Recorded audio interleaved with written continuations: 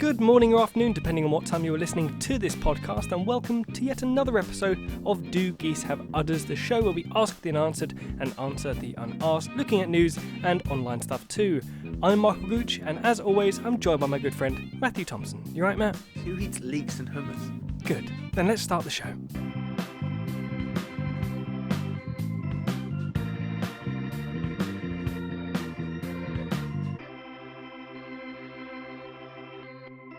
It's me, upside down Mike, so people in Australia can understand me. And we got Michael over there, who is Great Britain Mike. Upright Mike. Yeah, the upright Mike. That is my stage name as well. Upright Mike. Upright Mike. And yeah. I'm down Mike. I don't know what it means. I haven't worked out what it means yet, but I've come up with that just now, and it sounds cool. So, Matt. I don't think Australia exists. I beg your pardon? Like, you know Flat Earth.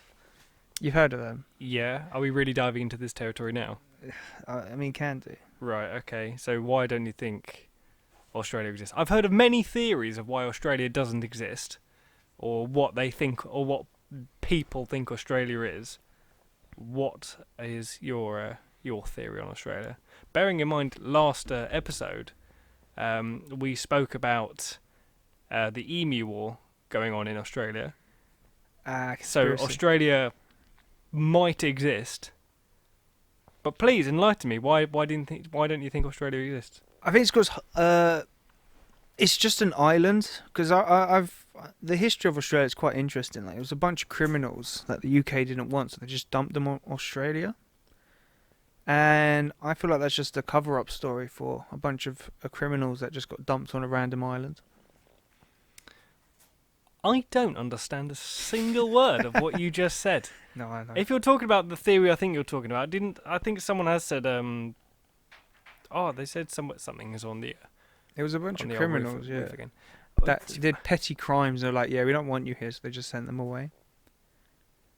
What on earth are you talking about? The past of I've seen a theory that it's not a theory. It's someone fact. seems. It's not fact. It's fact. Don't spit that word at me. Fact. Fact. I'm getting the phone out. There is a theory. I say theory. I'm going to use quotation marks. It's absolute nonsense. Of someone thinking that Australia doesn't exist and it's just a bunch of actors. Every single Australian is an actor. Yeah, but who pays them? I don't know, whoever is that. Hang on, I thought you were the one in the conspiracy. I thought you'd be going, yeah. Now you're asking the questions I'd be asking. Do you want some facts? About Australia? Do you want some facts? About Australia or just some facts? Australia. Right, there we go, yeah? Between 1788 and 1868, about 100,600 and... Well, I said that wrong. 162,000 convicts were transported from Britain and Ireland to like random colonies in Australia. Yeah, so they've been moving criminals as early back as the 19th century. So you think Australia is just full of criminals? Yeah, it was that many for petty crimes. Right. Does it say why we sent them to Australia? For petty crimes. I'm gonna guess they just didn't want to deal with it. But why Australia? Well, what's the saying? There are many sayings. If it's like if I can't see it doesn't bother me. No. Out of sight, out of mind. That's it. Out of sight, out of mind. That is Great Britain's great motto. Right. So they've just thought, what's the furthest we can get them away? I know, round the other side of the world, pretty much Australia. Yeah. And we put them there. That's when jaywalking was a thing. So, a big number in brackets of criminals have been moved from Great Britain to Australia. All of them for jaywalking? No, I'm going to guess some of them were murderers and rapists and a bunch of other bad stuff. But obviously the odd jaywalker like mixed in. Yeah. Obviously, because jaywalking is that illegal in the UK that you'll be deported to the other side of the earth. I do have reasons for movement. So it looks like overpopulation in Britain, so they just moved a bunch of people for like stupid reasons. Yeah, but this still doesn't explain why Australia. I bet I know why it was. I bet I know why they've sent so many people then to Australia. Yeah, so to try and counteract the emus that they've got going on. So by the time of the American Revolution, London was overcrowded, filled with the unemployed, flooded with cheap gin. That's the reason. Poverty, social injustice and child labour, harsh and dirty living conditions and long working hours. So they moved a bunch of people to Australia who did petty crimes because they're like, go away, we don't want you here.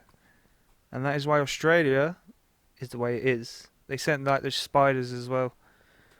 Right. So you think your theory for Australia is It's fact. it's not half of what you're saying is fact, but you're somehow mixing in Matt's imagination and thoughts in it as well. Your theories are just right. What is Australia? I know we've got a bunch of criminals. We get them out. What else? What else don't we like here? Spiders. Had enough of them. Yeah, Let's get them gone as well. I just don't remember seeing kangaroos in Yeah, Great Britain in the I was history about to say book. the same thing. I'm picturing kangaroos wandering around. They're causing a ruckus by Yeah. Big Ben, and they're like, I know if Big Ben was built around then, and they're just like, right, let's just Probably get kangaroos. I've had enough of all of them. They can all go. They can all go to the giant island on the other side of the world. I would. I bet back then when people were starving, a kangaroo would just knock you over. It would be terrifying. What do you mean? Well, you mean that when you'd be so weak to fight that a kangaroo would knock you out? Well, me in my prime health, Yeah. I don't think I could beat up a kangaroo. Do you think you could beat up a kangaroo? No, but No. I probably wouldn't be tormenting a kangaroo at any point in my life. I But, don't. it I might be don't. tormenting I don't you. see a conflict between me and a kangaroo anywhere on the horizon. What if you visit Australia? You know, but past the horizon. Yeah, but then if I move to Australia or visit Australia, at no point in my mind is going right. Let's get down to business. Where's a kangaroo? Time to fight one. Well, you're gonna find one. I don't think I'm going to hop off the plane and the first thing I see is a bunch of kangaroos all like pounding their fists. Well, they haven't got fists; they've got paws. But they are more likely to see you. The kangaroos are like foxes for us. They're just everywhere. I don't think that's the case, but I do quite like the image of people living in their little houses in Australia and just hearing the bins tip over and just a bunch of kangaroos just scatter and move. No, they're not like that. I do know how kangaroos kill humans, though. I did find Right, this out. Is this a fact though, or is this Matt's theory? No, this is a fact. So Right. they hide in water where their head pops over the surface, and they wait for humans to go over and try and help them, and they just literally drown you. Are you thinking of alligators? No. Alligators don't have their head above the water. Yeah, they do. They have their eyeballs, just their eyeballs. And where's their eyeballs? But In the top of their head. That's they like they have saying- the top of their head out. I have my finger poking out my car window. Well, put your hand back in. Well, it's not. It's just my finger out the window. Yeah. Same as their eyeballs. It's on top of their head. Right. Yeah. But I would see the top of the alligator head. I wouldn't just see two eyeballs floating. Yes, you would. Oh, I wouldn't. I wouldn't just see two balls go. Oh my god, what is it? Who's that Pokemon? I See, can't tell. It's just the eyeballs. I think you're thinking of the crocodile, and that's all right.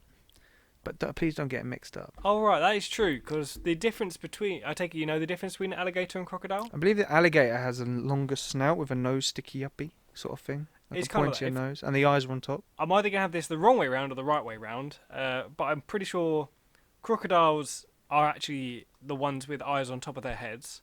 Maybe. And a sort of a more pointy snout, and then alligators have their eyes on the side of their head and a more rounded snout. And I don't know if any of them. I feel like an alligator is bigger than a crocodile, but that could just be. I think you're wrong. I That think could it's the be other way wrong. around completely. You think? Boom. So, crocodiles have longer and pointier snouts, Yeah. and alligators have shorter, more round snouts. I'm pretty sure that's what I said. Yeah, maybe, Yeah. maybe. Does it say the eyes as well? No, it doesn't. Ah, actually. well, just have to But take I my word think for you that. are right. I mean, if you show me a picture, I couldn't know with the difference. I think they both have their eyes on top. Yeah, I believe they both have their eyes on top. Ah, well.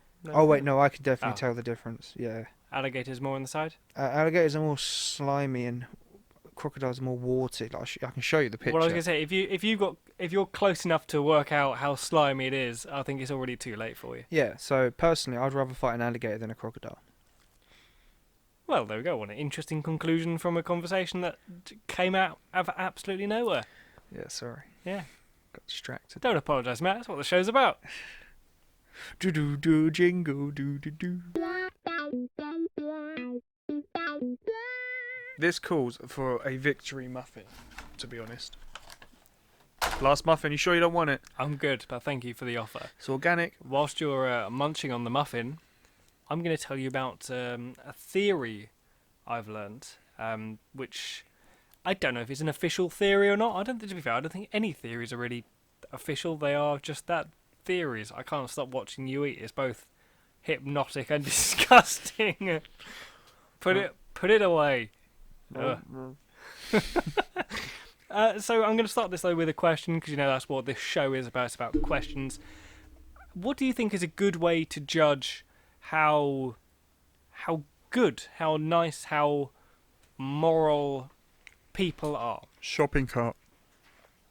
Boom! You're straight in there. Have you seen this theory as well? Of course, Michael. I watch many memes. Ah, that's wonderful. Well, basically, this is to do with. Originally, I would have thought just how you can tell how nice or how good someone is how they interact with like a waiter or someone in a restaurant. Yeah. Or Different is you're paying the waiter. that's a fair enough point.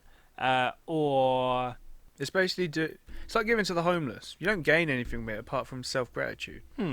So then, do you want to have a go at explaining the shopping cart theory, or would you like me to read this? No, paragraph I'll give it out my for you? shot, and you actually give them the facts. Yeah, it's fine. Yeah, we'll do this just like we did with the Emu War. So, Matt, tell us about the shopping cart theory.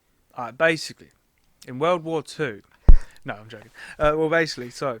There are a ton of emus. Yeah, shopping carts, like... I'm fully aware of shopping carts. So this doesn't count as like the ones in Asda, where you actually put £1 in it, because those actually break the laws of physics. So don't think about those ones, ladies and gentlemen. Think about the ones where they don't, like from the Sainsbury's or Tesco's, where you literally pull them out and you walk in. You still have to put pounds in a lot of these trolleys. Shush. But I'll carry on. Imagine a world where you don't have to pay £1 for a shopping trolley. Proceed. So this is more of an American thing, ladies and gentlemen. Yeah. And maybe Lidl. So you have a shopping trolley, you go shopping, blah, blah, blah. You take your shopping to your car. You empty the shopping in your car.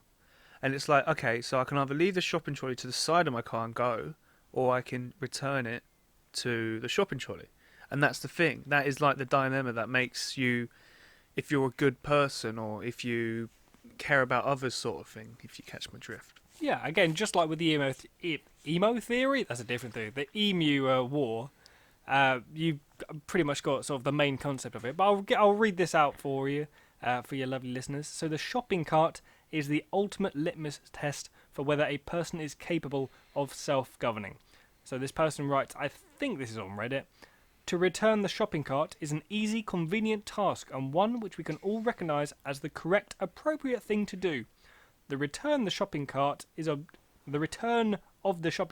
objectively right. There are no situations other than dire emergencies in which a person is not able to return their cart. Simultaneously, it is not illegal to abandon your shopping cart. Therefore, the shopping cart presents itself as the apex example of whether a person will do what is right without being forced to do it. No one will punish you for not returning the shopping cart. No one will fine you or kill you for not returning the shopping cart. You gain nothing by returning the shopping cart. You must return the shopping cart out of the goodness of your own heart. You must return the shopping cart because it is the right thing to do, because it is correct. A person who is unable to do this is no better than an animal, an absolute savage who can only be made to do what is right by threatening them with law and the force that stands behind it. The shopping cart is what determines whether a person is a good or bad member of society. Can I get a hallelujah? Hallelujah! Amen, hallelujah. Thank Do you, you Lord. return the shopping cart, Matt? Yes. Of course you do. And why do you return the shopping cart? Because my mum made me do it when I was younger, and it's just why not? Okay. It's fun to go wee and like jump off your feet. If it gets you to return the shopping cart, then that's fair enough. I'm on board with that. Yeah. I just return it because it just seems stupid to leave it there for someone else to pick up. It might very well be someone's job to go around picking up all these trolleys that no one has used or just abandoned, but somehow I still feel the need to go and return it. The need. And even if Shopping your cart. need to return the shopping cart is just so you can push it a few metres going wee, Yeah, mate. That's me. then that's fine. That's mission accomplished. That's me in a nutshell. Good. And so what do you want to say to anybody out there that for whatever reason just loves abandoning their shopping cart or shopping trolley and doesn't take it back to the rest of the shopping trolley family? So, if I see you do this, I will go into my glove compartment, pull out my zip ties, and zip tie it to your car door handle just so you can't get away. Matt might not even have his car with him. He will bring the glove box, especially. Yeah. Like a man bag. I'm normally by the shops. What would you do? If what? Just if someone didn't return their shopping cart. Well, I'd just be mildly annoyed. And then if it is right next to me, for some reason I will probably just take it with me and put it back with the other ones. If it is all the way the other end of the car park or wherever this is, I'm not going to go out of my way to go and return that. Have you seen that meme where that man's running towards someone and he like moves at the last second? You'll be like, you're running towards the man who left his shopping cart, and the last second you'll turn and grab his shopping cart before you run into him. No, and I've got absolutely no idea what you're talking about, but I like your enthusiasm. I like it. Wee! You just wee over to him. Like, not intimidating, just like hit him with the shopping cart. Just hit him with your car. But that's illegal, Michael. It's not illegal to hit someone with a shopping cart, but it's illegal to hit someone with a car. Hang on, let me just check my law book I've got here. Yeah, no, I think you're absolutely right. It's not illegal to hit someone with a shopping trolley. So I got some good stories that come with shopping carts, which I think you were there. Do you remember when we did jousting in shopping carts? Yes, we did, and this was done by a few of us. This was ages ago. Where we had, I don't know what we had. What did we? We had something. We had broom handles. Broom handles. And trash can lids. That's going to annoy some people who know me. Trash can lids. Garbage can lids. Garbage cans. Yeah, and just because horses aren't as available as we'd like them to be. So it's budget. For an evening entertainment, 2 shopping trolleys, ram them at each other. It was fun for about 10 minutes.